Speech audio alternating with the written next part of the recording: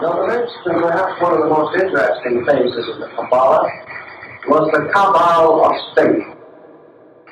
This was the unfoldment of the implications of the Torah and the commentaries relating the government of nations. And in this phase of the Kabbalah, we see the human body again as empire. We see empire as a human body. We see the body and the empire as both of them symbolic projection of principle, or Sephirah, or the great, eternal, unchangeable archetypal jewel that lie at the root of every manifestation. And in the Kabbalah we learn, for example, much of the concept of archetypes. We learn, for example, that in the development of this doctrine, there is what is called reflection, not emanation. The Gnostics were the great emanationists.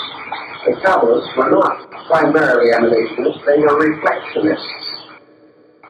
In other words, to them, all things are reflections of their own superiors. Everything captures and holds the rays of the universe. Everything, therefore, like a photographic lens, contains a picture of everything else. And every energy bears not only its light print, but its purpose print, which it bestows upon the things which it illumines or vitalizes. So in the Kabbalah, we have the motion downward along what are called in the old writings the steps of Solomon's throne. Now in the old writing, we have the description of this throne. And we learn that it was a magnificent instrument, composed of many parts, and itself a microcosm of the universe, with one difference, that instead of these parts mimicking gold and silver figures, every creature upon the throne was alive. It was a living thing. And this throne, therefore, was a great symbol of the living universe itself. But the development of the concept of Kabbalah followed the steps and platforms of Solomon's throne.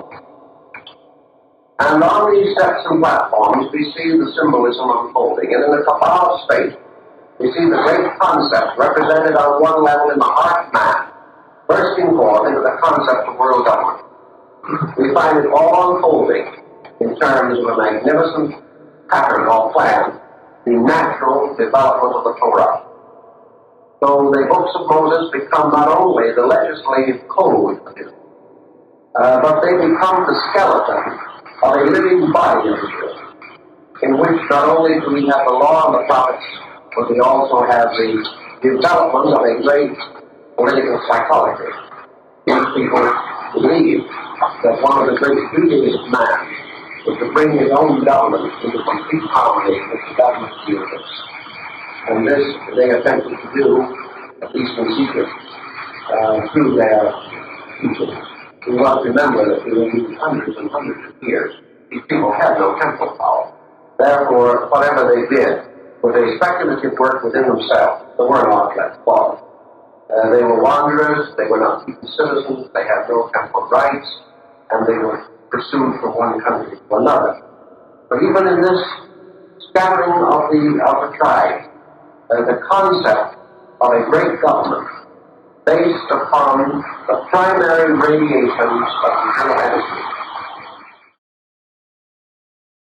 Contemporary cities couldn't cope with growth.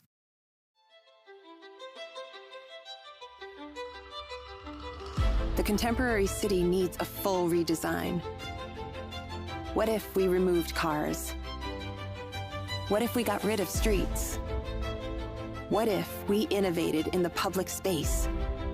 What if we built around nature instead of over it? What if everything you needed was always a 5-minute walk away? What if invisible technology generates carefree and open urban space? What if sustainability was not a goal, but a given? What if we replaced outdated urban services with new services driven by artificial intelligence? What if we built the Line? A 170-kilometer revolution in urban living. Protecting the Earth's most stunning nature while creating unmatched livability. A home to all of us. Welcome to The Line. Neom. Now, ladies and gentlemen, in case you've just tuned in or tuned in after the beginning of this broadcast, I am reading verbatim from the Rosicrucian Digest, the official international Rosicrucian magazine of the Worldwide Rosicrucian Order, published monthly by the Supreme Council of the Rosicrucian Order, Rosicrucian Park, San Jose, California. This is contained in volume 19, issue number 5, June 1941. There will not be churches, but a church. There will not be sects, but degrees and grades of comprehension, initiation, if you will. From one to another will man advance as he proves himself competent. The variations of human conduct and the special adjustments to social conditions should not permit one body of men to band together or organize as a political group so as to exclude or to compel others to adopt their standards of living and form of government. Such conduct in the future will be considered striking at the basic natural unity of humanity. Thus, the multiplicity of social states, countries, or nations will cease to be. With their disappearance will go those conflicts and misunderstandings which are engendered by unnecessary rivalry for supremacy and domination. The world will be redivided, not into political districts or states, but into zones. Each zone will be determined by the physical aspects of certain areas, that is, its natural or geographical environment and prevailing social and intellectual level of the populace. The zone, for example, of what is now Sekondi, Gold Coast, South Africa, will have no lower or higher status in this new political order than the present Atlantic seaboard of the United States. The people of each zone will be vested with the right to elect a representative who by examination proves his thorough comprehension of the conditions of his zone and its people. These representatives will form a World Congress or Council. This Congress will in turn elect for prescribed terms the executive officers of the one united world state. And this World Congress will adopt a constitution which shall consist of such articles as will be for the preservation and furtherance of humanity's inalienable rights, which, of course, will not conflict with the inherent differences of the peoples of the various zones. There will be the further adoption of laws for each zone, particularly to their needs as foreseen and recommended by their respective representatives and consistent with the spirit and purpose of the World Constitution.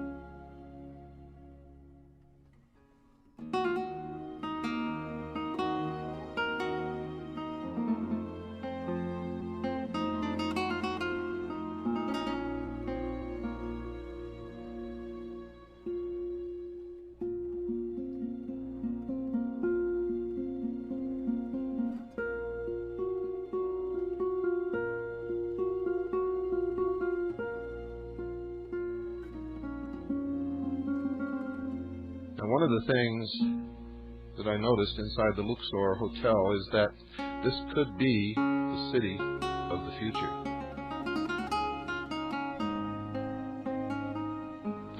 People could live, work, eat, sleep, be entertained, be born and die, all within that pyramid. Within that pyramid. Everything in the Luxor Hotel is an indication of what is to come.